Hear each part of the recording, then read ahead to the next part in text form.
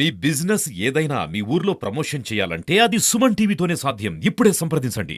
ఈ రోజు భువనగిరి పార్లమెంట్ నియోజకవర్గంలో 2 అసెంబ్లీ నియోజకవర్గాలలో నేను బూత్లలోకి వెళ్ళి పర్యవేక్షణ చేయడం జరిగింది.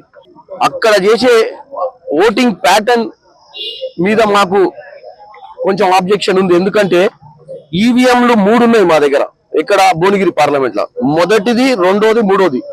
కానీ ఈ రిటర్నింగ్ ఆఫీసర్స్ అశ్రద్ధ మూలాన ఒకటే ఎంట్రన్స్ పెట్టి 3rd ఈవీఎం మిషన్స్ నుంచి ఓటర్లకు ఎంట్రీ చేయడంతో ఊర్లలో ఉన్న ఓటర్లకు 3 ఈవీఎంలు ఉన్న విషయం తెలియక ఫస్ట్ ఈవీఎం ఏదైతుందో అది 3వ ఈవీఎం కు పోతున్నారు.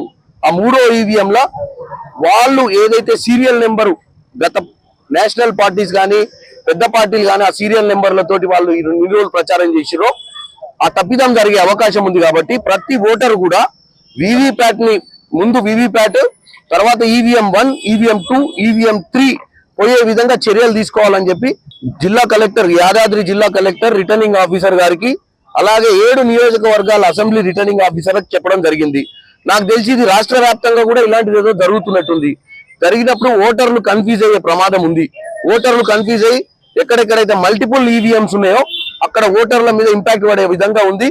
ఇమ్మీడియట్ గా చీఫ్ ఎలక్షన్ ఆఫీసర్ తెలంగాణకు సంబంధించిన వికాస్ గారు ఇమ్మీడియట్ గా ఉన్న రిటర్నింగ్ ఆఫీసర్లు అందరికి ఇన్స్ట్రక్షన్స్ ఇచ్చి కంపల్సరీ ఓటర్స్ వాళ్ళ ఎంట్రీ అనేది వీవీప్యాట్ నుంచి ఎంట్రీ చేసుకుంటూ 1, 2, 3 రూట్ లో పోవాల్సిందిగా చూస్తున్నాను. ఇప్పుడు నెకర్కల్లో కూడా దగ్గర నేను 15 బూతులు తిరగడం జరిగింది. 6-7 బూతులలో ఇటువంటి తప్పిదం జరుగుతుంది.